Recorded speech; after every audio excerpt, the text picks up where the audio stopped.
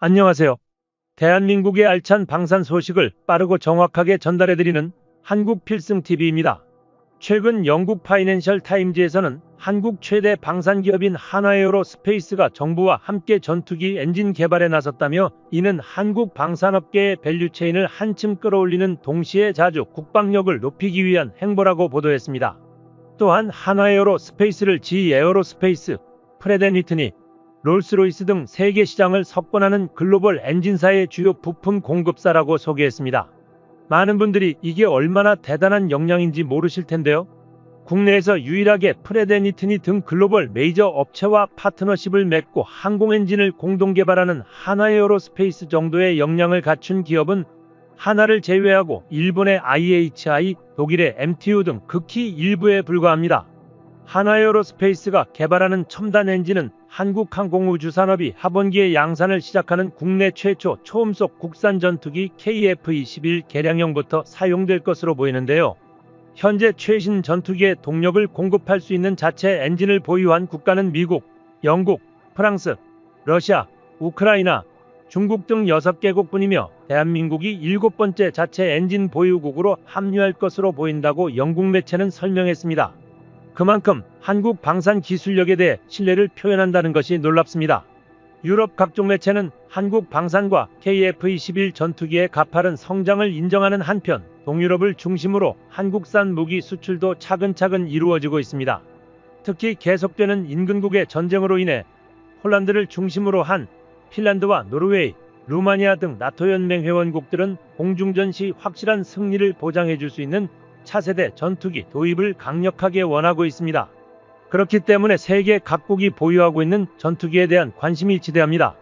폴란드는 FA-50 전투기를 우선적으로 구매한 것은 물론이고, 올해 열린 방산 전시회에서도 대한민국의 KF-21 전투기가 어떤 형태의 스텔스 수준으로 진화할지, 미사일 무장체계는 어떻게 선택할지에 대해 유심히 살펴보며 높은 관심을 가지고 있는 것이 확인되었습니다. 폴란드와 슬로바키아 등 동유럽 국가들이 구소련 시대의 전투기인 미그-29를 지원했는데, 우크라이나, 러시아의 전쟁이 생각보다 길어지게 되어 무기고가 텅 비어 있습니다. 국가 안보를 위해 무기고를 빠르게 채우기 위해 발을 동동 구르며 빠른 도입이 가능한 무기를 찾고 있습니다. 폴란드는 이미 대한민국의 FA-50 전투기를 비롯한 방산무기 구매를 마쳤고, 이를 지켜보던 세계 각국은 미국이나 유럽연합에 비교했을 때 지나치게 빠르게 보급되는 한국산 무기에 화들짝 놀라며 높은 신뢰감을 가지게 되었습니다. 폴란드는 당연하고 유럽, 아시아, 중동뿐 아니라 미국 공군에서도 대한민국의 방산무기 구매에 대한 고려하고 있다는 소문이 들려오는 실정인데요. 이러한 상황 속에서 전차 강국인 독일마저도 한국산 항공무기에 관심을 가지기 시작했습니다. 독일은 전차 부분에서 한국과 첨예하게 대립을 이루는 유럽 군사강국 중 하나입니다. 하지만 전투기 분야를 들여다본다면 독일의 역량은 현저히 떨어지는 상황입니다. 그렇기 때문에 현재 독일은 프랑스와 함께 6세대 전투기 개발 계획인 FCAS 프로젝트를 진행 중인 상태입니다. 하지만 프랑스의 라팔 전투기 판매가 급증하면서 독일과 프랑스 정부가 참여한 6세대 전투기 개발 프로젝트는 침수하고 있습니다. 사실 이는 이전부터 많은 군사 전문가들이 우려했던 부분인데요. 최첨단 전투기를 독자 개발할 역량이 없는 독일이 라팔 전투기 수출로 실력을 입증한 프랑스에게 휘둘릴 수밖에 없는 상황이라는 것입니다. 실제로 독일은 FCAS 프로젝트에 큰 회의감을 느끼고 있으며, 이에 대한 대체 옵션으로 미국산 F-35 전투기를 고려했습니다. 실제로 독일은 F-35 전투기 35대를 100억 유로를 지불하고 구매하였으며, 현재 독일 공군이 사용해온 토네이도를 단계적으로 퇴출할 계획을 가지고 있습니다. 그런데 이것으로 충분하지 않다고 느낀 독일이 눈을 돌리고 있는 곳이 바로 한국입니다. 독일은 이미 한국 방산 무기의 신뢰성과 성능을 경험하였고, 그에 대해 확신이 있는 상황입니다. 실제로 일부 독일 언론에서는 대한민국산 전투기가 F-35에 비해 나을 수 있다는 기사를 게재하기도 하였는데요. 바로 가성비 및 일부 성능적 부분이 독일에게는 더 낫다는 것입니다. 이러한 이유로 인해 독일은 일찍이 한국산 전투기와 긴밀한 협력을 진행하길 원했는데요. FCAS 프로젝트가 원활히 진행되지 않더라도 두 번째 옵션으로 대한민국과의 협력을 고려한 것입니다. 이로 인해 카이와 디일 디펜스 무장 확대 업무 협약이 진행되었습니다.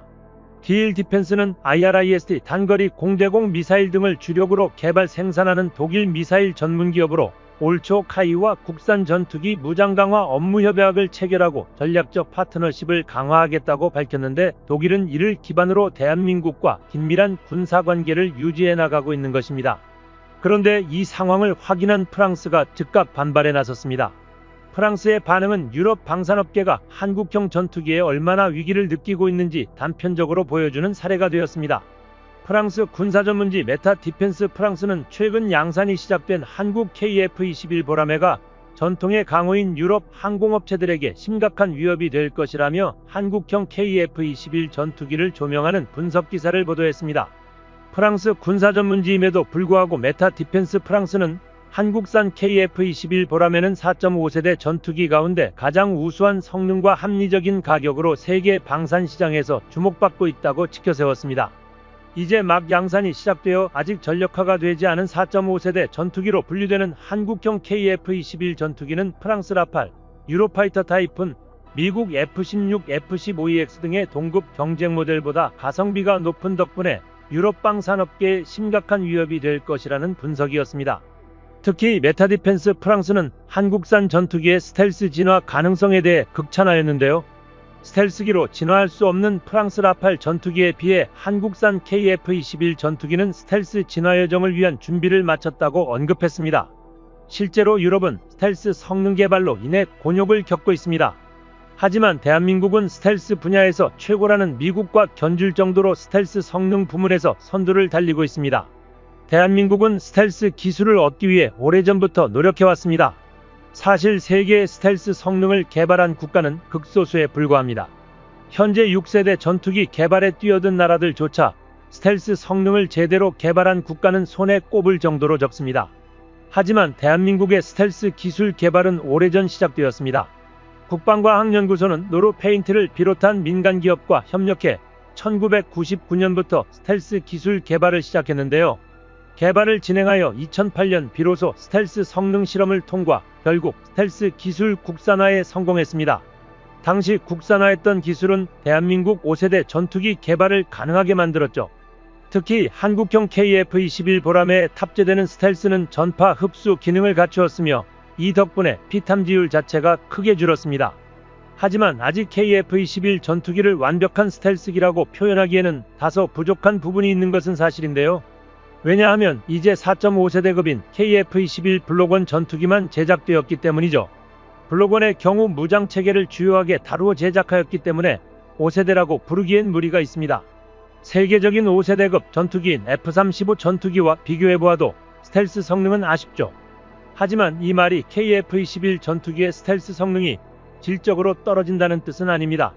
세계 최강이라고 손꼽히는 스텔스기인 F-22 랩터나 F-35 전투기에 비해 스텔스 성능이 다소 부족하다는 것이지, 주요 군사강국이라고 불리는 국가들이 사용하는 전투기들과 비교해도 절대 떨어지지 않는 성능을 가졌습니다. 거기에 4.5세대 전투기에서 5세대로 점진적 진화가 예정된 KF-21 전투기는 차별적인 경쟁력을 갖추고 있는데요. 그것은 바로 기동성입니다. KF-21 전투기는 F-22보다 작고 가벼우며 F-35 전투기에 비해서도 인면하중이 작다는 이점을 가지고 있습니다. 이로 인해 추력대 중량비가 기동성에 초점을 둔 델타익 전투기인 유로파이터 타이푼에 준하는 수준이며, 여기에 3중 디지털 FBW, LEX 가변 캠버 날개 등이 적용됨에 따라 높은 가속력과 선회능력, 고받음각, 기동능력까지 보여줄 수 있게 되었습니다. 현재 비행 주조종사들의 기동성이 미국산 F-16 이상으로 높다고 평가하고 있습니다. 그런데 스텔스적 특성은 미국 F-22 전투기와 비슷한 특성을 띠어 두 가지 모두 성능적으로 뛰어나고 정밀하게 완성도가 높아진다면 한국의 전투기 기술력이 초격차 수준에 도달했다는 것을 증명할 수 있을 것이라고 언급했습니다. 특히 F-35 전투기에 적용된 비선형 동정 모델 역변환 제어기법도 적용될 예정인데, 이는 양산형 항공기로 쓰는 F-35 전투기에 이어 세계에서 두 번째로 적용되는 것이며, 이외에도 조종사의 안전을 위해 자동 지형 추적, 자동 경로 항법, 자동 회복, 자동 지상 충돌 회피 등의 기능이 추가될 예정입니다. 대한민국 KF-21 전투기는 후발주자임에도 불구하고 세계 최고 전투기인 F-22 랩터와 자주 비교됩니다. 실제로 많은 부분에서 소름 돋을 정도로 유사한 모습을 보이고 있는데, 이는 한국산 전투기가 세계에 몇 없는 5세대급으로의 도약이 예정된 수순이라는 것을 증명하는 것 같습니다.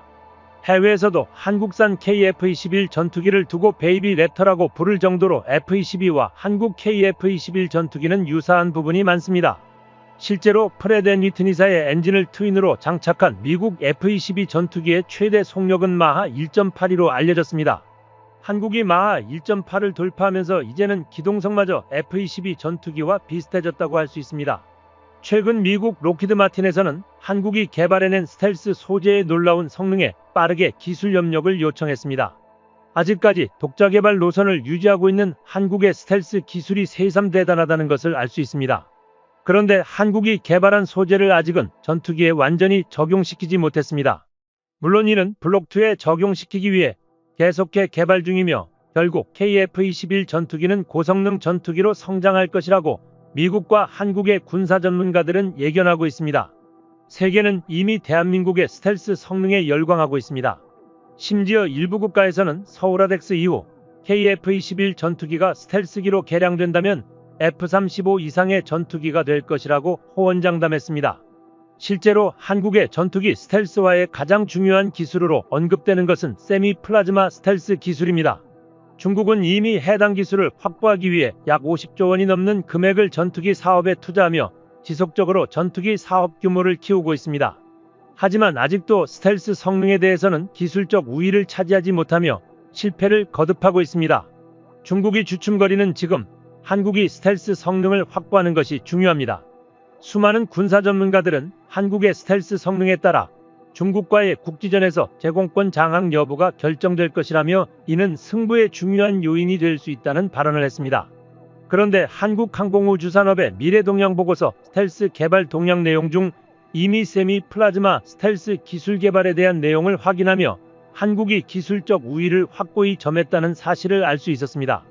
보고서에는 한국이 수적으로 우세한 중국 공군을 제압하기 위해 플라즈마 세미 스텔스 같은 첨단 신기술 도입이 필요하다는 사실을 강조했습니다. 추가적으로 한국항공우주산업연구원들이 올린 보고서 역시 눈여겨봐야 합니다. 해당 보고서에는 2030년까지 세미 스텔스 형태의 블록1 형태를 갖춘 KF-21 전투기와 동시에 완전한 스텔스 형태의 블록2 전투기까지 200여 기가량 한국 공군에게 인도될 것이라는 언급이 있었기 때문입니다. 수많은 외신들은 대한민국 KF-21 전투기를 세계 최고의 전투기인 F-22 랩터와 비교하며 찬사를 맞이하지 않고 있는데요.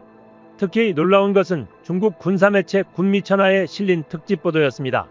군미천하 방송에 등장한 중국 군사 전문가는 대한민국 KF-21 전투기가 미국산 F-22 랩터와 F-35 두 가지 스텔스 전투기를 참고한 것으로 보인다며 외형적으로는 연구 및 개발 과정에서 만들어진 기본 구조가 록히드 마틴의 F-22 스텔스기와 매우 유사하다고 언급했습니다.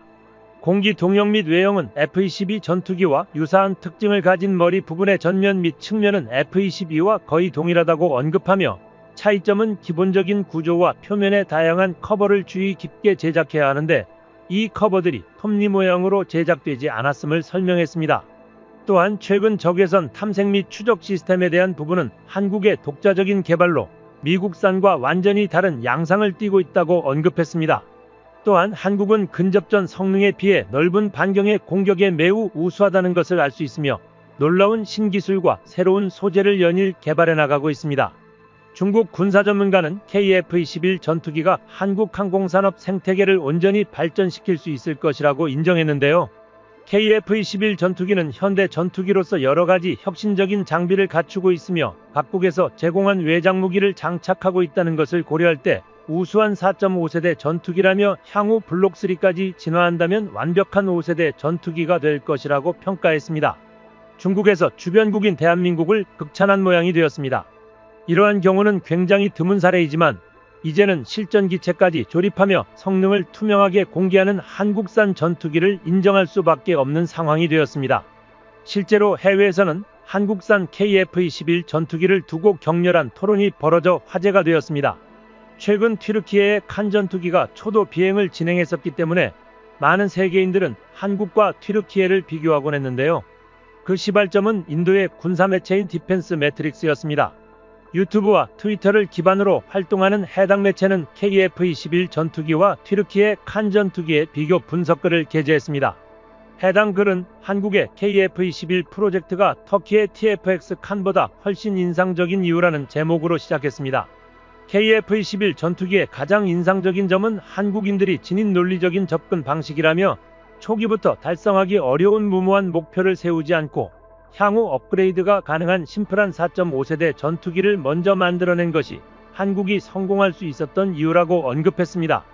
KF-21 전투기의 6대 시제기가 어려운 상황에서도 일정에 맞춰 비행하고 있으며 최대 속도를 늘려가는 것과 미사일 발사, 기후 발사, 전자전, 공대공, 급유 시험까지 성공적으로 치러왔다는 것은 세계적으로도 굉장히 놀라운 사건이라고 언급했습니다.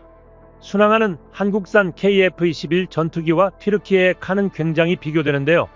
첫 번째 비행은 의미 있는 사건이었지만 칸 전투기는 계획한 일정을 제대로 수행하지 못했으며 여전히 기대 중이라고 언급했습니다.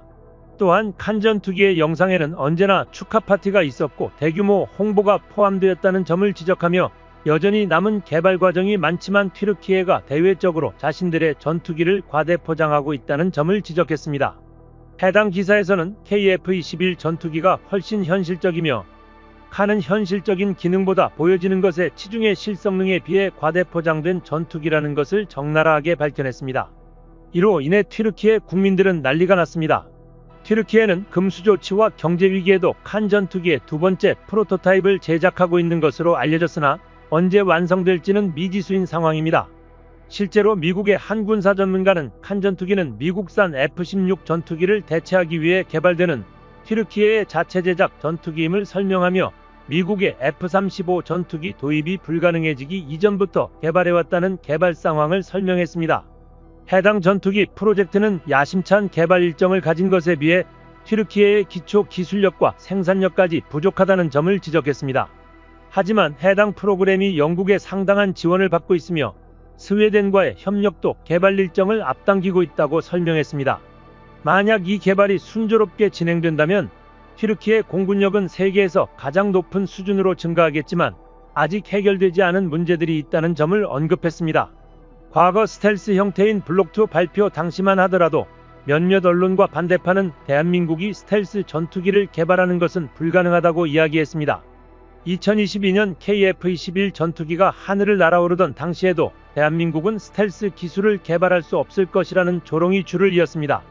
하지만 우리 연구진은 묵묵히 스텔스 기술을 개발해 나가며 놀라운 성과를 거두고 있습니다. 대한민국의 성과가 유의미하게 드러나자 이미 높은 전투기 기술력을 가진 미국까지도 한국 기술력을 극찬하기 시작했습니다. 이러한 상황을 대한민국 연구진은 반가지 않는 듯 여전히 최대한 몸을 낮추고 조용히 개발을 진행하고 있습니다. 스텔스와 탐지 기술을 서로 상충하며 발전하고 있습니다. 스텔스가 개발된 초반에는 스텔스기의 존재 자체가 무적이라고 느껴질 정도였습니다.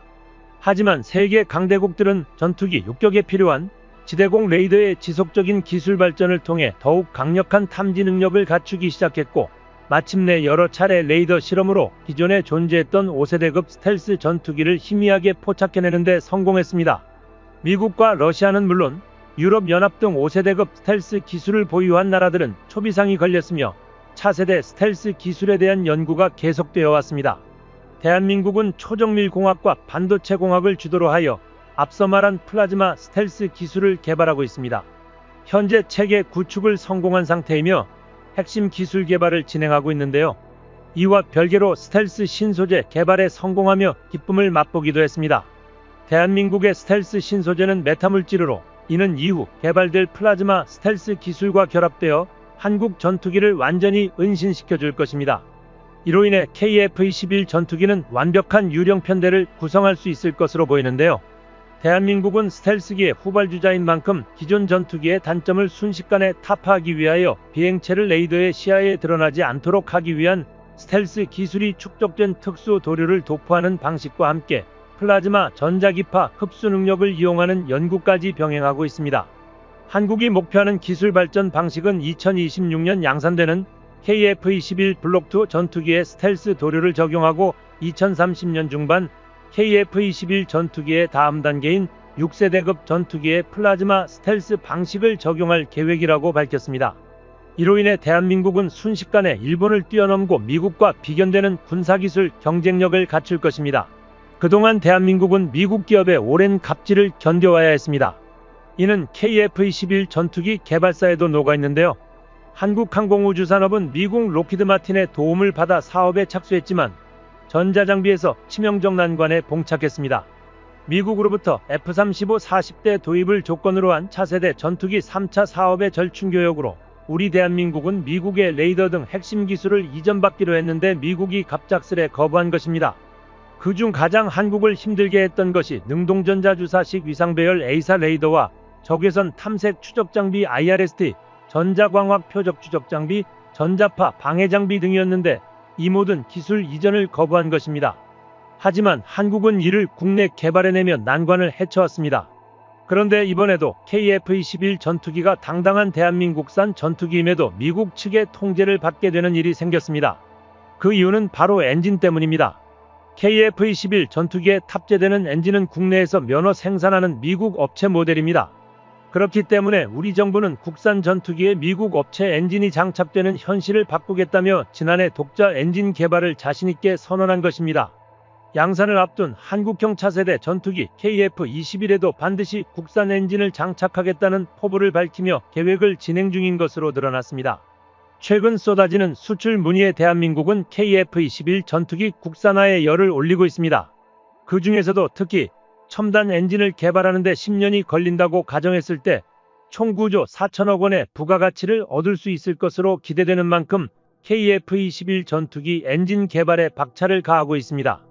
국산 엔진은 국내에서 가장 유명한 미래 공기엔진 제조업체인 한화와 두산에서 통합 개발을 주도하고 있습니다. 한국이 전투기를 만들겠다고 시작한 지 불과 몇 년 만에 KF-21 전투기의 실물을 내놓은 한국은 이제 한국형 엔진 탑재 테스트 비행과 엔진 개발까지 진행할 정도로 성장했으며 이에 대해서는 대단하다는 말밖에 나오지 않습니다. 또한 빠른 선의 능력으로 한국이 보유한 어떤 전투기보다도 신속한 민첩기동도 가능합니다. 실제로 한국의 항공엔진 분야에 대해서는 한화에어로스페이스가 기술을 주도하고 있으며 상당히 높은 기술력으로 세계 항공 분야를 독점하는 3대 기업의 신뢰를 얻고 있습니다. 더 흥미로운 점은 내년에는 여기서 온도를 더 올려서 2000 케빈급 소재 기술 사업이 완료된다는 것입니다. 이 사업은 일단은 두산의 차세대 가스터빈용 소재 개발을 위한 것이지만 이미 한화에어로스페이스의 엔진 개발에 두산이 협력하고 있는 데다 1900 켈빈급 기술 역시 두산의 사업에서 파생된 것이라 2000 켈빈 엔진 역시 기대해 볼 수 있을 것 같습니다.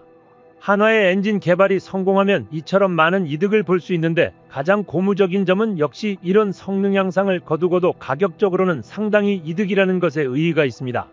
F414 엔진은 앞서 살펴본 것처럼 970억 중 125억을 차지하며 항공기 전체 가격의 10%도 넘어가는 비싼 엔진입니다. 즉 도입도 아니고 라이센스 생산인데도 말이죠. 하지만 그 과정에서 한국은 많은 노하우를 습득했고 국산 엔진을 만들어 놓는다면 사실상 같은 시간과 비용을 들여서도 더 싸게 더 나은 엔진을 쓸 수 있게 될 것입니다. 방식을 공개하여 세계는 대한민국 엔진으로 뜨겁게 달구어지는 상황입니다. 다만 한화에어로스페이스가 자신 없어하는 분야가 하나 있었습니다. 시험평가입니다. 이러한 기술을 적용한 엔진을 만들기 위해선 모든 단계에 대해 설계 능력과 제작 능력 그리고 그 안전성을 증명할 수 있는 시험평가를 하나하나 거쳐야만 합니다. 그런데 그걸 위한 인프라를 일개 기업이 만들려면 수조에 가까운 예산이 드는데 사실상 불가능한 영역이죠. 여기서 절실한 것이 다른 협력기업이나 국가적 지원의 존재입니다. 운 좋게도 한화는 그 둘을 모두 얻을 수 있었습니다. 한화가 엔진 개발을 선언한 같은 날 정확히 똑같은 분야에 출사표를 내민 기업이 있었던 것입니다. 바로 두산 에너빌리티입니다. 의외로 두산은 한화의 고민을 해결해 줄 수 있는 역량을 많이 가지고 있었습니다. 이걸 바탕으로 설계 과정에 관여할 예정인데 한화보다도 훨씬 자신감에 차 있는 모습이었죠. 두산의 커리어가 특이하기 때문인데요. 엔진 터빈의 경우 비슷한 기술을 이용해서 항공기를 날릴 수도 있고 발전기를 돌릴 수도 있습니다. 항공엔진 기술이 있는 다른 나라들의 경우 일반적으로 항공엔진 기술을 먼저 개발하고 이걸 이용해서 발전용 엔진 터빈을 개발하는 순서였습니다. 하지만 두산의 경우 항공엔진의 뜻이 없는 상태에서 세계 5번째로 발전용 엔진 터빈을 독자 개발했습니다. 한국은 이걸 역으로 항공 엔진으로 만들면 되는 것입니다. 두 엔진의 차이는 항공 엔진의 경우 무게 대비 추력을 극대화하는 것이 목표고 발전 엔진의 경우 연료 효율을 극대화하는 것이 목표라는 것입니다. 반대로 말하면 두산의 엔진은 이미 연료 효율만큼은 최고라는 것이 됩니다. 물론 이걸 항공 엔진으로 만드는 과정이 간단하지는 않겠지만 두산은 초고압 터빈을 1만 시간 가까이 지속적으로 노출시킨 운전 기록 그 자체가 자부심이라고 스스로 밝혔습니다. 한화가 고심하고 있는 초내열성 소재 역시 두산은 1700도까지 극복한 소재를 보유하고 있습니다. 두산은 발전 엔진 터빈을 쏘든 지난 10년간 어마어마하게 많은 소재 데이터를 쌓았고 이 데이터를 분석해서 새로운 합금강을 제조하는 데 이를 적극 활용하고 있습니다. 이들 역시 한화 마찬가지로 신기술을 곧바로 제약 없이 받아들이고 있는 것입니다. 남은 것은 이를 항공용으로 바꾸는 것뿐입니다. 두산은 원래 이러한 기술을 발전소에 적용하고 있었고 방산 분야에서는 추후 함정용으로 응용할 예정이었습니다. 하지만 이러한 노하우를 알아본 방사청에서는 한화와 손을 잡고 항공 엔진에 도전할 것을 권유했죠. 실제로 두 기업이 손을 잡는다면 사업기간 단축 및 예산 낭비 방지에 큰 도움이 될 것으로 보입니다. 한화에어로스페이스는 일찍이 항공 분야에서 뼈가 굵습니다. 이는 두산의 기술을 항공기술에 접목시키는 데에 많은 역할을 해줄 것이고 두산은 한화가 처음 도전하는 분야에서 도움을 주면서 서로를 이끌어줄 수 있는 것입니다. 그리고 이둘의 협업을 유도한 방사청은 이에 발맞춰 엔진 시험 평가 시설을 준비 중입니다. 한국이 돌연 완성 직전에 엔진과 더 떨어진 양산 가격을 한 번에 공개해버리자 당연히 해외에서는 난리가 났습니다. 엔진 성능은 좋아지면서 가격은 떨어진 것입니다. 지금 한국을 쫓아가 보겠다며 튀르키예는 거의 20종에 가까운 엔진을 동시에 개발하고 있는 상태입니다. 비단 칸 전투기에 들어가는 터보팬 엔진이 아니라도 전투기용 보조동력 엔진, 헬기 엔진, 호위함 엔진, 전차 엔진, 무인기 엔진, 장갑차 엔진 등등 온갖 할 것의 엔진은 전부 손대고 있습니다. 당연히 정상적일 수 없습니다. 물론 성공만 한다면 빠르게 노하우를 습득할 수 있겠지만 이들 입장에선 한국이 손에 잡힐 법한 시점에서 갑자기 저 멀리로 도망쳐버린 느낌을 지울 수가 없을 것입니다.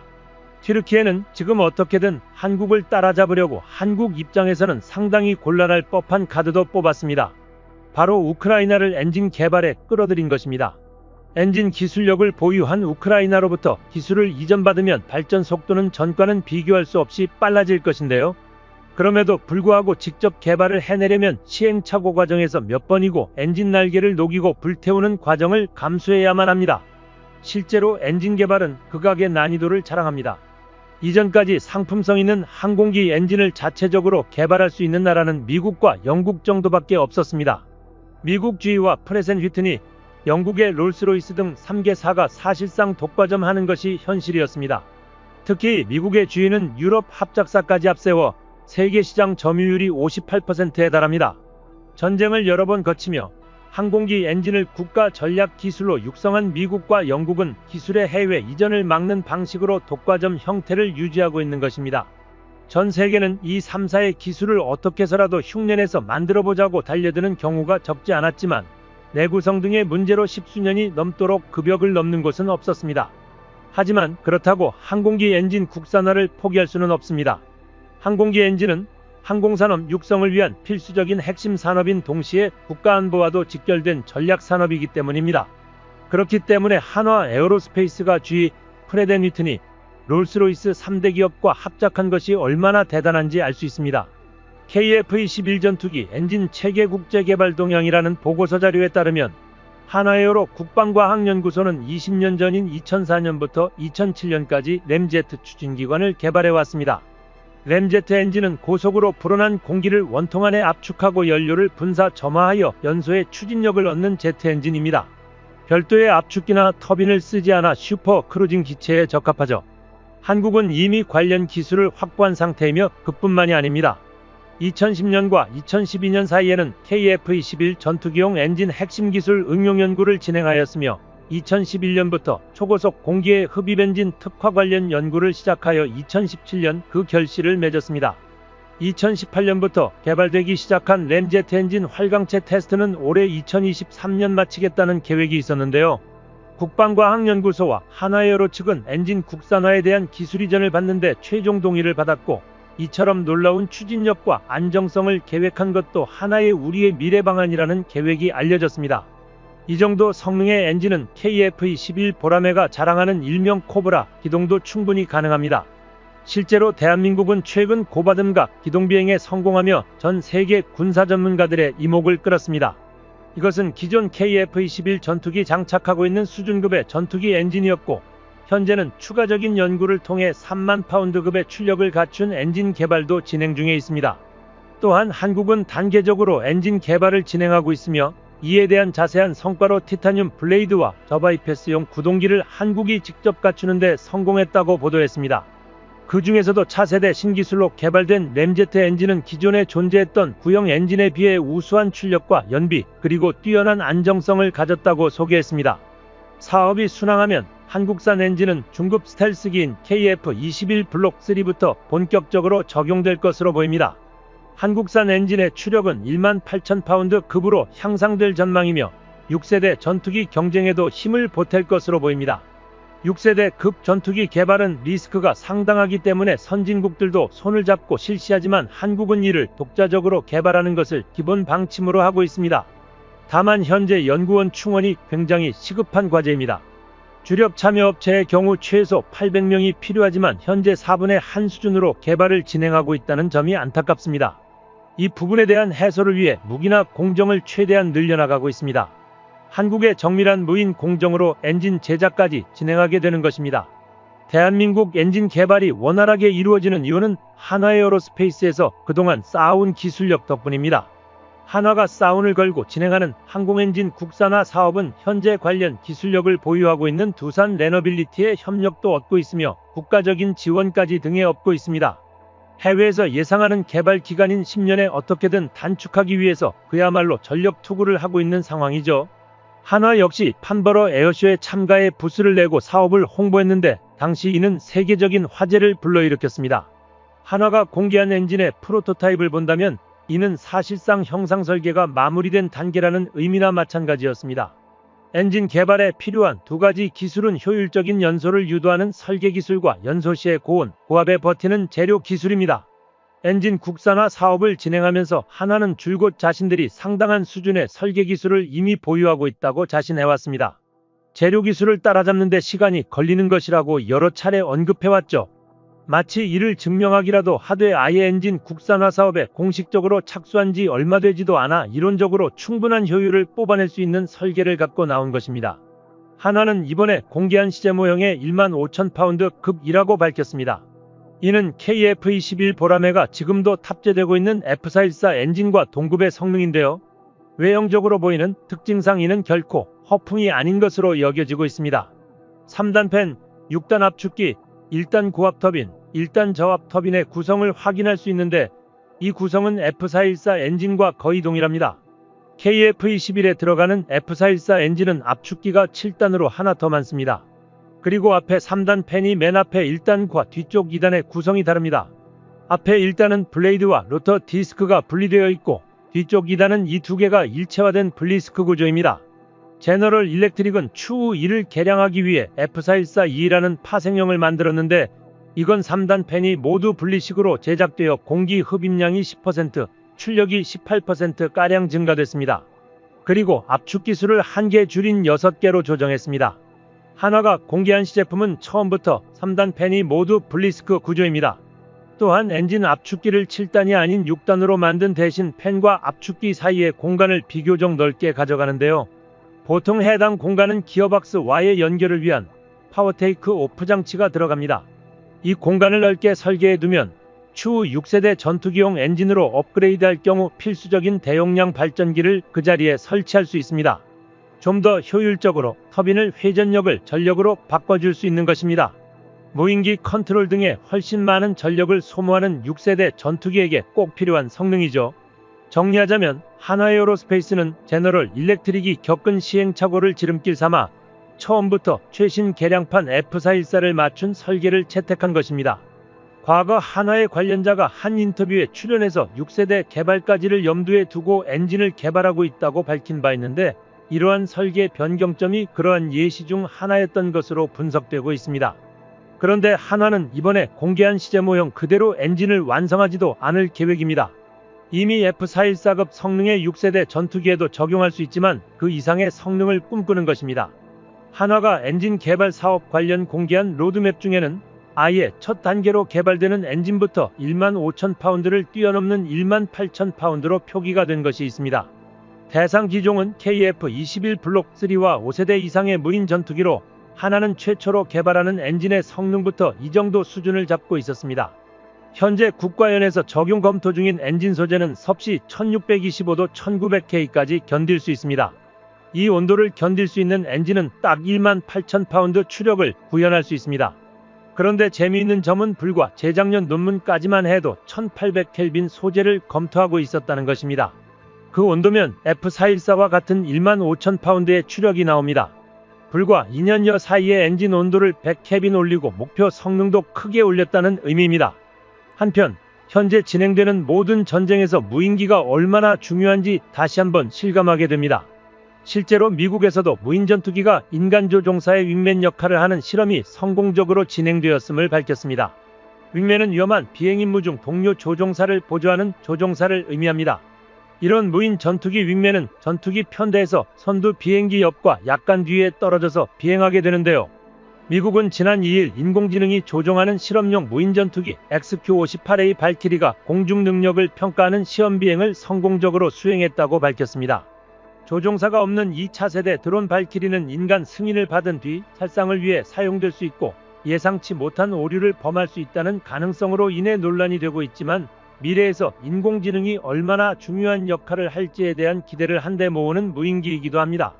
한국 역시 KF-21 전투기 실전 양산을 시작하면서 무인기 개발에 변곡점을 맞이했다는 소식이 들렸습니다.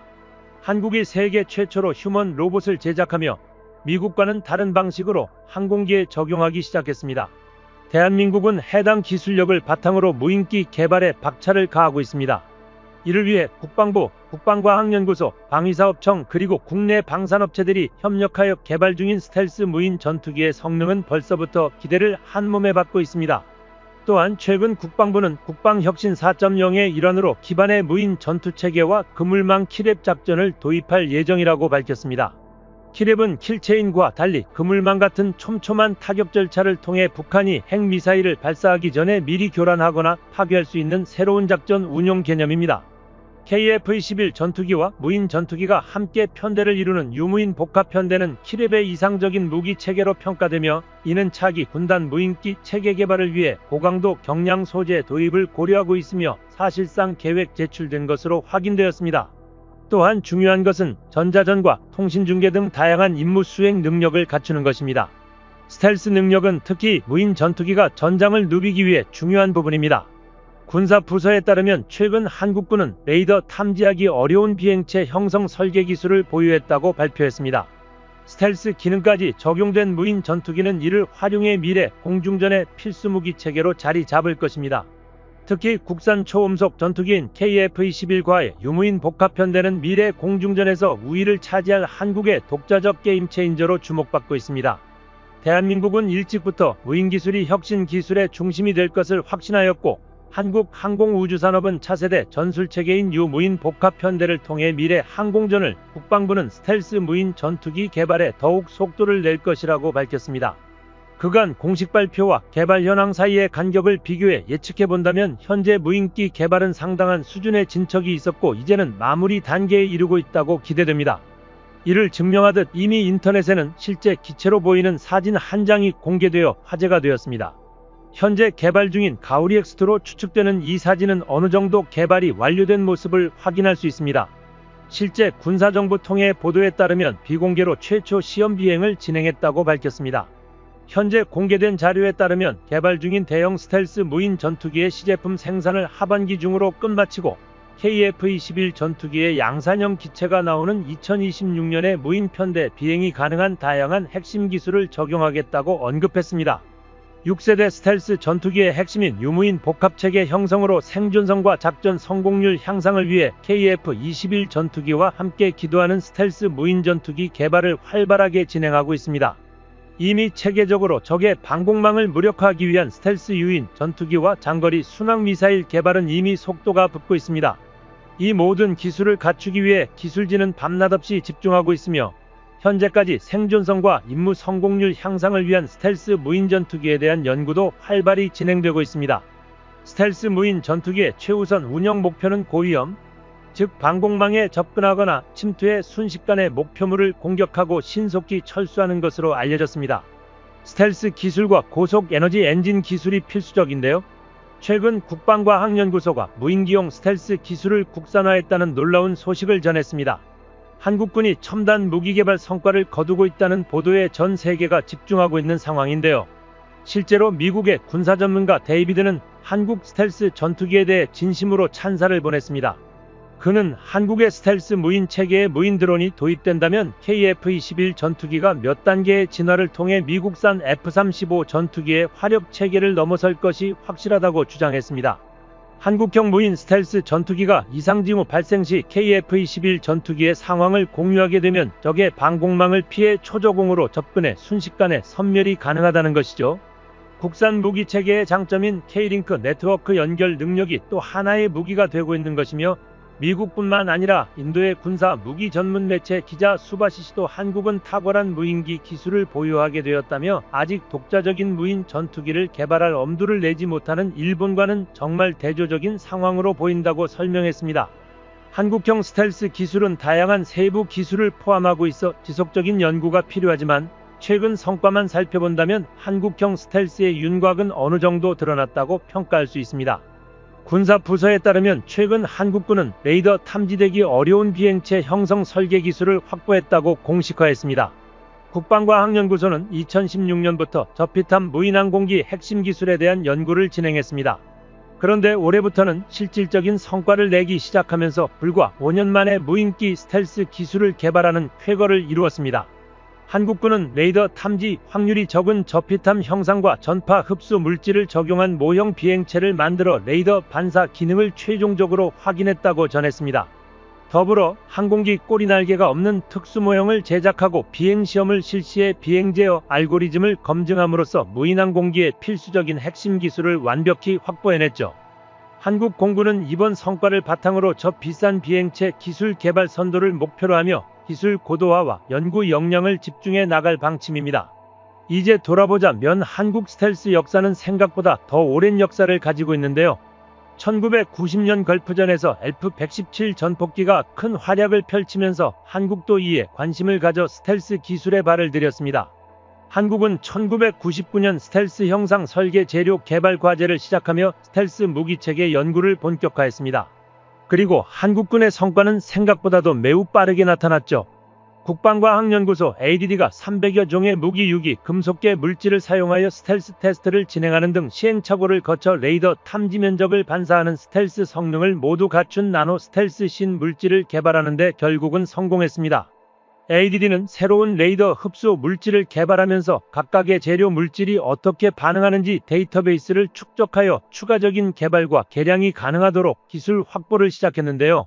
이 기술을 받아 한국항공우주산업은 NF-21 전투기 실전 배치 후 블록 3부터는 내장형 웨폰 베이를 장착하고 스텔스 절연 재료를 적용하여 5세대 스텔스 전투기로 변화할 계획을 세운 것입니다. 한국은 스텔스 기술뿐 아니라 스텔스를 탐지하고 추적할 수 있는 카운터 전략도 동시에 마련 중입니다. 국방과학연구소가 저피탐 항공기를 포착해 추적할 수 있는 레이더 기술을 국내 독자 기술로 개발해 완료했습니다. 한화시스템이 2019년 초단파 레이더로 소형 스텔스 기를 탐지하는 기술을 개발해 이후 2년 만에 국방과학연구소가 고출력 고강도 표적 탐지 기술에 의한 스텔스 탐지 기술 개발에 성공한 것입니다.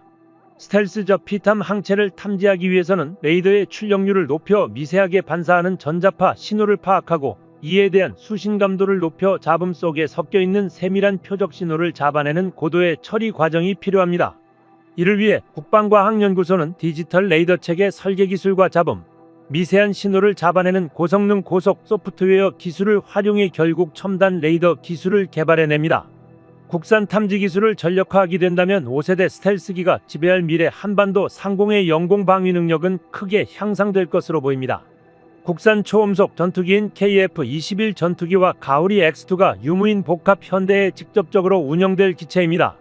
마지막 시제기까지 모두 비행에 성공한 KF-21 전투기는 양산에 들어가며 2026년까지 2200회의 시험 비행을 모두 진행하고 블록 개발까지 원활하게 진행할 예정입니다. 국방부의 발언에 따르면 KF-21 블록2에서는 무인기 편대와 KF-21 유인 통제기를 함께 비행하며 다양한 편대를 구성하고 효과적인 작전을 수행할 수 있도록 준비하고 있습니다. 이를 위해 KF-21 전투기는 저피탐 설계를 활용해 생존 가능성을 향상시키고 독자적으로 개발한 첨단 항공전자 기술과 국산 무장까지 탑재할 계획을 세우고 있습니다. KF-21 전투기의 유무인 복합 현대까지 추가된다면 경쟁 기종과 비교해 생존성 향상은 물론 공격력까지 높아질 것으로 예상됩니다. 또한 스텔스 무인 전투기가 KF-21 전투기와 함께 공중임무를 수행하거나 무인기로만 구성된 전투임무를 수행하는 역할도 하게 될 것입니다. 한국항공우주산업이 개발한 KF-21 전투기는 물론 다양한 헬기 및 항공기와 함께 운용되는 다양한 유무인 복합 편대 구성에 대한 계획과 연구도 진행 중입니다. 이는 임무 조건에 따라 유연한 편대의 임무 구성을 가능하게 할 것입니다. 이를 위해 편대 간의 임무 분산, 지능형 통제 시스템 개발, 자유화된 임무 수행, 전술적 고기동 능력 확보를 주요 목표로 하고 있습니다. 스텔스 전투기의 개발이 완료되면 이를 다양한 전투 임무에 활용할 수 있습니다. 스텔스 무인 전투기는 편대 임무와 함께 개별 임무를 수행하게 될 예정입니다. 스텔스 무인 전투기 개별 임무는 감시 및 정찰 작전, 적의 방공망 무력화, 공중제약, 그리고 핵심 기체 중심 호위 등의 임무를 할 수 있습니다. 기본적인 임무에 더해 유인기와 함께 화력 공세를 하기 위한 준비도 이루어지고 있습니다. 한국이 개발 중인 가오리 X2는 스텔스 전투기 특유의 내부 무장 설계도 진행하고 있습니다. 일반적 스텔스 무인기와 차별화될 수 있게 광대역 스텔스 형상을 취하는 가오리 X2는 내부 무장창에 고성능 유도 폭탄과 공대공 미사일을 장착할 수 있도록 설계되어 있습니다. 가오리 X2가 핵심적인 전술 임무를 수행할 수 있도록 제작되어 전장에서도 더욱 핵심적인 열쇠가 될 수 있다는 것입니다. 스텔스 무인기 고유의 능력으로 중국과 북한의 방공망을 무력화시킨 후 은밀하게 적군의 요충지를 타격하고 빠르게 이탈하는 임무 수행으로 아군의 인명피해와 위험을 줄이고 적군에게 치명적인 위협을 가할 수 있습니다. 이러한 임무 수행을 성공적으로 완수하기 위해서 자체적으로 개발해내는 스텔스 엔진도 중요한 요소입니다. 이를 위해 국방과학연구소와 한화에어로스페이스는 터보팬 엔진 국산화도 본격적으로 추진하고 있으며 이미 소형 무인기에 필요한 엔진은 독자적 개발을 완료했고 가오리 X2에 장착할 국산 엔진 역시 테스트 작업을 진행 중입니다. 가오리 X2에 탑재할 국산 엔진 개발은 매우 중요한 사항입니다. 항공 엔진의 독자 개발은 국산 군용기의 완성과 운영의 독립을 의미하며 이는 국제적 의존도를 줄이고 자주 국방을 실현하는 결정적 계기가 됩니다. 국방과학연구소는 순항미사일 개발 과정에서 단계적 엔진 기술 개발을 통해 18,000파운드 엔진 설계를 완료한다는 계획과 올해 안에 가오리의 스텔스 무인 전투기의 생산을 마칠 것으로 알려졌습니다. 이렇게 한국항공우주산업은 그들의 노력과 연구를 통해 차세대 전술체계를 구축하고 전 세계 항공전에 대한 경쟁력을 향상시켜 나갈 것입니다. 또한 한국산 KF-21 전투기 수출에 있어 세계 전투기 시장에서도 높은 경쟁력을 보여줄 수 있을 것으로 기대됩니다. 향후 스텔스 기술이 적용된 KF-21 전투기를 통해 유무인 복합편대는 미래 항공전의 핵심 플랫폼으로 그 빛을 발하게 될 것입니다. 한국항공우주산업은 이를 실현하기 위한 차세대 전술체계를 구축하고 개발해 나가고 있습니다. 무인기와 유인기의 유기적 연계를 통한 전투력 강화는 국가안보에 엄청난 기여를 하게 될 것으로 판단되며 6세대 극기술인 유무인체계 개발로 대한민국은 세계적으로 놀라운 경쟁력을 갖추게 될 것으로 전망됩니다. 대한민국과 아랍에미리트의 관계가 더욱 긴밀해졌습니다. 모하메드 빈 자이드 알 나흐얀 대통령의 방한을 계기로 양국 간 포괄적 경제동반자 협정 CEPA가 체결되면서 국내 방산기업들의 아랍에미리트 진출이 더욱 활발해지고 있습니다. 또한 주요 무기 수입국인 만큼 군 현대화를 추진하고 있기도 합니다. 안덕근 산업통상자원부 장관과 타니 빈 아흐메드 알 제유디 UAE 대외 무역특임 장관은 양국 정상이 지켜보는 가운데 한UAE CEPA에 정식 서명을 했으며 양국이 국내 법적 절차를 완료하고 이를 증명하는 서면 통보를 교환, 그리고 2개월 후 발효되는 형식인데요. 무기류는 의료기기, 선박용 부품 등과 함께 협정 발효 즉시 관세가 철폐되는 13개 품목에 포함되었습니다. 이는 국내 방산업체들이 UAE 수출을 추진하는 지금 다른 국가들에 비해 더욱 뛰어난 가격 경쟁력을 갖게 되어 수출 기회를 넓힐 수 있다는 것입니다. 스톡홀름 국제평화문제연구소 SIPRI에 따르면 UAE는 지난 2019년에서 2023년 세계 전체 무기 수입액의 2.4%를 차지해 세계 14위 무기 수입국에 올랐습니다. UAE는 국방 예산을 올해부터 2029년까지 연 4% 수준으로 확대할 계획이며 육해 공군을 포괄한 대대적인 군연대화를 추진하고 있습니다. 이 과정에서 상당수 무기 체계를 국외 도입하고 있습니다. 아랍에미리트는 방산물자 대부분을 미국에서 도입하고 있지만 점차 그 비중이 줄어들고 있습니다. 방산 수입국 중 미국의 비중은 2018년에서 2022년 66%에서 2019년에서 2023년 57%로 줄었고 같은 기간 2위국인 튀르키예의 비중이 2%포인트 늘어났습니다. 한국의 무기류 관세 철폐 역시 무기 수입선을 다양화하기 위한 UAE의 의지가 반영된 것으로 보이며 향후 한국산 무기 도입을 더욱 원활히 해나가겠다는 의지표명으로 느껴집니다. 이미 한국과 UAE는 방산 분야에서 긴밀히 협력하고 있습니다. 지난 2022년에는 LIG넥스1이 4조 2천억 규모의 지대공 유도무기 천궁2 수출 계약을 체결하였습니다. 이는 천궁2 최초 수출 사례였습니다. 한화 에어로스페이스와 한화시스템 역시 천궁2의 발사대와 다기능 레이더를 공급하고 있습니다. 한국항공우주산업은 항공무기 분야에서도 아랍에미리트와의 긴밀한 협력을 진행하겠다는 소식입니다. 국산 헬기 수리온의 마케팅은 물론 수출기 본형 시제기를 수송 임무와 공격 임무 모두 맡을 수 있는 다목적 헬기로 제작하였으며 전투기에 대한 홍보도 이어나갔습니다. 또한 얼마 전 방위사업청에서 공개한 KF-21 전투기의 업무 보고서에서는 깜짝 놀랄만한 사실이 밝혀졌는데요.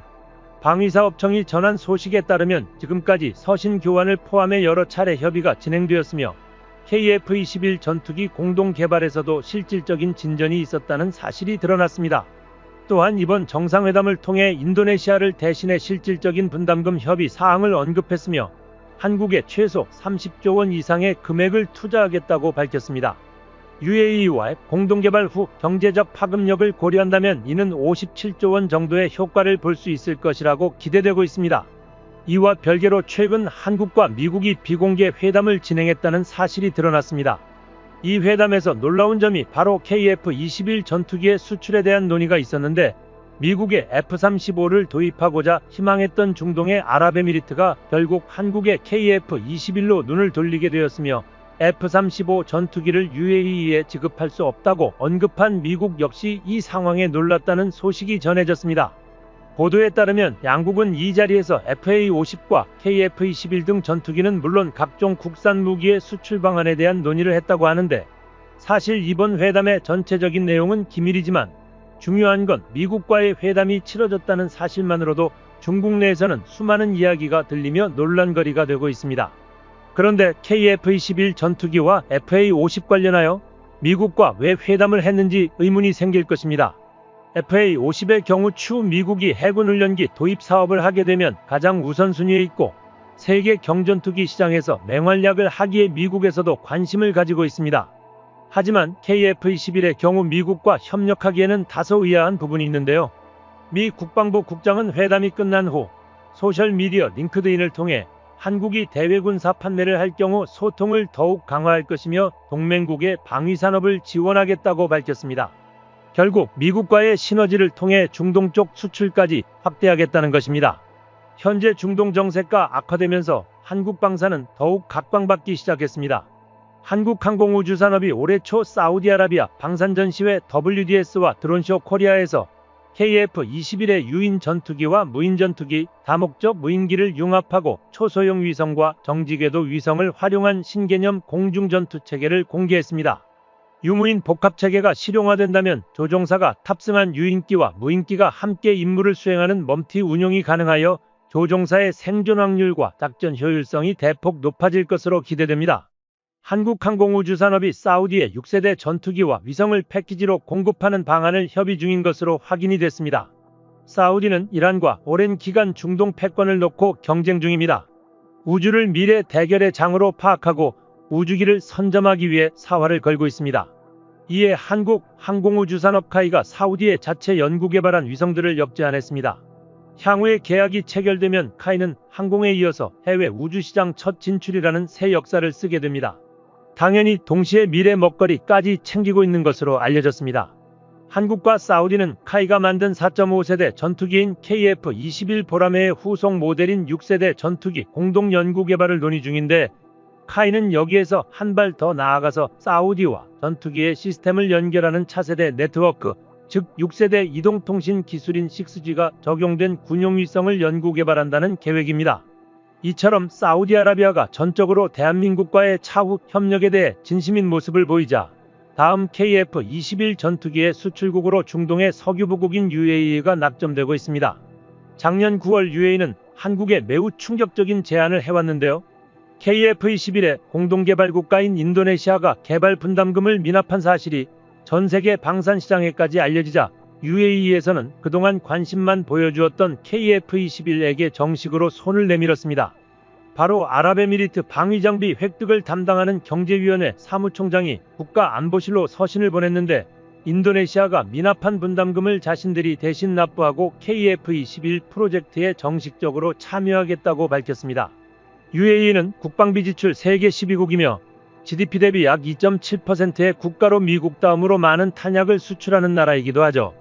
중동은 과거부터 수많은 분쟁과 전쟁이 있어왔기에 뛰어난 성능을 가진 무기에 대한 수요가 굉장합니다. 이러한 상황에서 중동 국가와의 긴밀한 관계 유지 및 발전은 정말 중요할 것입니다. 비록 내전 등 혼란스러운 상황이 있지만 수많은 인구와 막대한 부를 보유하고 있는 곳이 바로 중동이기 때문에 앞으로 지속적인 교류로 상호 이득이 되는 파트너십을 형성해 나가는 것이 중요합니다.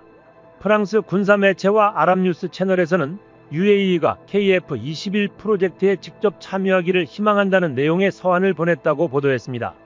UAE가 인도네시아를 대신해 KF-21 개발에 참여해 인도네시아에 미납된 분담금을 대신 낼 것이라는 것이었는데, 방사청은 이를 부인했었지만 폴란드의 유명 군사 전문지 디펜스24에서는 아랍에미리트 측 정보원으로부터 실제로 대한민국에 서한을 보냈다는 사실을 확인했다고 하여 군사 관계자들을 놀라게 했습니다. 현재 아랍에미리트 정부는 KF-21 전투기 공동생산에 남다른 관심을 가지고 있고, 전투기 공동생산에 부수되는 실질적인 기술 이전 과정에 의해 방위산업을 발전시키는 데 큰 도움이 될 것이라고 생각하기 때문입니다. 인도네시아와의 관계가 정리되는 한편 UAE가 그 자리를 대신할지는 모르겠으나 확실한 것은 KF-21 전투기 구매에 대한 논의가 활발하게 이루어지고 있다는 것입니다. 이 상황에 가장 큰 충격을 받은 것은 바로 중국이었습니다. 아랍에미리트가 과거 중국산 훈련기를 소량 도입해보고 싼 게 비지떡이라는 말을 제대로 당해본 후 중국산 무기에는 눈길조차 주지 않았지만 중국의 5세대 전투기를 구입하겠다는 의사를 표명해 많은 군사 전문가들이 의아해했고, 중국은 방산무기계의 큰손인 아랍에미리트에 관심을 반겼습니다. 하지만 해외 군사매체 내셔널 인터레스트는 아랍에미리트 협동작전사령관이 베이징을 방문한 이후로 UAE 공군이 J-20 도입에 대해 고민하던 것은 거짓이었다고 밝혔습니다. 군사매체에서 분석한 내용을 본다면 UAE가 정말 중국 전투기를 사려고 하는 것은 아니라는 분석이 현재 지배적인 상황입니다. 그동안 미국을 상대로 약한 소리만 내던 UAE가 정말 중국으로 방향을 트는 것은 아닌지 미국 입장에선 걱정이 들기 시작했고, 미국 입장에선 아직 아랍에미리트를 완전히 신뢰하기는 어려운 것이 사실이며 F-35 전투기 도입을 허가하기에 다소 애매하게 그동안 꾸준히 협력해온 한국과 논의를 한 것인데요. 군 현대화를 위해 5세대 전투기가 절실한 아랍에미리트는 과거부터 미국 측에 F-35의 구매를 요청했던 바 있었습니다. 하지만 미국은 UAE를 신뢰할 수 없었고, 아랍에미리트 자국 내 중국산 장비를 사용한다는 것을 빌미로 F-35가 수출될 시 기술 유출이 될 수도 있다는 리스크가 있다는 이유로 수출을 거부했습니다. 하지만 아랍에미리트는 진심으로 5세대 전투기가 급했기 때문에 미국의 답변을 받고서 곧바로 중국산 장비의 수입을 중지하고 이미 사용 중인 장비도 점차적으로 철수시키겠다고 했지만, 미국은 해당 중동국에게 F-35 수출을 끝내 승인시켜주지 못했습니다. 5세대 전투기가 급해진 UAE는 속이 타들어가는 상황이었고, 미국으로부터 F-35를 받을 수 있을 것 같지가 않으니 대안을 찾기 시작한 것인데요. 그 사이 우크라이나 전쟁이 터지고 세계 방산 무기 시장의 구세주로 등장한 나라가 바로 대한민국이었습니다. 앞서 말했듯 UAE는 천궁2를 세계 최초로 대한민국과 수입한 국가로 한국의 방산 수출 사상 단일 품목으로 최대 규모인 4조 원의 계약을 맺은 바 있어 기대를 모으고 있습니다. 방산업계 관계자는 불안한 국제정세로 인해 천궁2에 대한 각국의 러브콜이 이어지고 있는 만큼 엘셈 역시 방산업계의 효자 상품이 될 가능성이 높다고 말했습니다. 물론 해당 K방산에 만족한 아랍에미리트는 KF-21로까지 눈독을 들이고 있습니다. 또한 이번 아랍에미리트 대통령의 방한을 위해 공군 특수비행팀 블랙 이글스가 축하 비행에 나섰는데요. 무함마드 대통령이 탑승한 UAE 대통령기가 한국 방공식별구역에 진입했을 때 우리 공군 전투기 F-15K 4대가 호위를 했었던 만큼 아랍에미리트 대통령을 국빈으로 맞이했습니다. 이렇게 블랙 이글스 축하 비행과 공군 전투기 호위하는 등 최고의 예우를 해주는 데는 UAE가 차세대 전투기 수출에 대한 기대 때문이라는 의견이 많았습니다. 결국 한국과 아랍에미리트의 관계는 구체화되고 있는 상황입니다. 그런데 한국과 아랍에미리트와의 협력에 웃지 못하는 나라가 있습니다. 바로 인도네시아입니다. 인도네시아는 최근 다시금 한국과의 관계를 이어붙이려 노력하고 있습니다. 이로 인해 국산 무기 중 하나인 다연장 로켓 K239 천무 도입을 주장하면서 금융지원까지 요청했습니다. 한국을 우습게 봐도 단단히 우습게 본 것입니다. 최근 인도네시아 언론은 한국산 천무가 인도네시아에게 가장 적합한 무기체계라는 방송을 하고 있습니다. 인도네시아가 말레이시아와 필리핀을 견제하기 위해 한국산 천무를 도입할 예정이라고 있니 언론에 연신 보도되고 있는데요. 하지만 방산무기 구매에 있어 외상 대신 현금 지급을 요구하는 것이 일반적인데 인도네시아는 이를 무시한 채 한국에게 당당히 외상 구매를 요구하고 있습니다. 인도네시아가 K239 천무를 도입하기로 결정한 핵심적 이유는 우크라이나 전쟁으로 인해 미국의 러시아 무기 제재가 이어지기 때문입니다. 러시아의 우크라이나 침공 이후로 러시아산 가성비 좋은 무기를 주로 도입했던 동남아시아 국가들은 국가 안보에 큰 영향을 받고 있습니다. 심지어 중동 국가들조차 비공식적으로도 러시아산 부품을 구매하는 것이 위험하다고 판단의 시도조차 못하는 상황입니다. 또한 현재 전쟁으로 인해 러시아의 자체적인 물량도 부족하고 생산성도 급격히 하락한 상태입니다. 하나의 예를 들자면 베트남은 러시아산 잠수함을 대량 도입했었기에 난감한 상황을 겪고 있으며 인도네시아와 말레이시아 역시 러시아산 기갑 장비를 주로 운영했기 때문에 문제가 생기는 상황입니다. 이로 인해 국가 안보를 위해 동남아 국가들은 다른 곳으로 눈을 돌리기 시작했습니다. 말레이시아는 한국과 협력하여 기존 구형 무기를 신식으로 교체하는 프로젝트를 진행 중입니다. 말레이시아 국방부는 폴란드에 수출되어 천무의 성능을 확인한 대한민국산 무기 천무 도입을 준비 중입니다. 말레이시아는 특히 중국의 도발과 필리핀의 보르네오 섬 북부 사바주 영유권 주장에 대응해 전력 강화가 시급한 상황입니다. 하지만 현재 말레이시아 공군이 운영 중인 수호의 전투기 18대 중 가동 가능한 전력을 겨우 10대에 불과하며 말레이시아 육군은 한국에서 도입한 장갑차 100대 이상을 보유하고 있으나 전차 수량은 50대도 채 되지 않아 말레이시아의 지리적 특성과 복합적 영토 구조를 고려할 때 효율적인 전력 구축이 되어 있다고 보긴 어렵습니다. 필리핀이나 인도네시아처럼 섬으로 이루어진 국가들도 무기체계를 분쟁지역으로 이동시키기 위해 상륙전 능력을 갖춘 첨단 무기를 신속하게 배치하는 전략이 필요합니다. 인도네시아가 본토와 보르네오 섬 사이의 대부분 섬을 차지하고 있기 때문에 동시다발적으로 무기를 배치해야 하는 비효율성을 안고 있는데요. 인도네시아와 말레이시아는 1990년대 초 브라질에서 개발한 아스트로스 다연장 로켓을 도입하여 배치한 것으로 유명하며 다연장 로켓의 신흥강자인 한국산 천무 도입을 고려하는 이유 중 하나는 굉장한 가성비를 자랑하기 때문입니다. 특히 미국산 하이마스와 직접적으로 비교되는데 미국에서 개발되는 하이마스는 천무 가격의 2배 이상 높으며 우크라이나 전쟁으로 인해 주문이 밀려 공급이 불안정한 상태입니다. 또한 인도네시아에게 외상으로 무기를 제공할 수 없다는 입장까지 명확하게 밝혔습니다. 인도네시아는 한국이 만만해 보였는지 KF-21 전투기 분담금 연체에 이어 K239 천무까지 외상으로 도입하고 싶다는 의사를 밝혔습니다. 이런 계획은 인도네시아 대표 언론 조나 자카르타에서부터 표명되었는데요. 조나 자카르타는 한국과의 협력을 강화하면서 K239 천무를 도입하기 위해 대한민국과 협의 중이며 한국산 천무를 반드시 배치해야 한다고 강조하고 있습니다. 하지만 이러한 인도네시아 언론의 보도가 한국의 입장에서는 참으로 당혹스럽습니다. 올 초 인도네시아 기술진의 기술 유출 정황으로 인해 대한민국 경찰이 출국을 정지하고 한국항공우주산업 등에 대한 압수수색을 진행했습니다. 얼마 전 나온 수사 결과에 따르면 유출된 자료는 USB 7개 분량, 모두 20GB가 넘는 것으로 확인되었으며 유출된 내용은 우리 전략 물자와 국방과학기술 자료 등이었습니다. 특히 해당 자료의 유출 시점이 최근이 아닌 7년 전이라는 것이 굉장히 충격적인데요. 이는 공동개발 초기 유출되어 인도네시아로 건너갔던 자료들이 인도네시아 기술진으로부터 다시 한국으로 반입되었기 때문입니다. 심지어 인도네시아는 당초 한국과 약속했던 분담금을 다 내지 못하겠다고 당당하게 언급했습니다.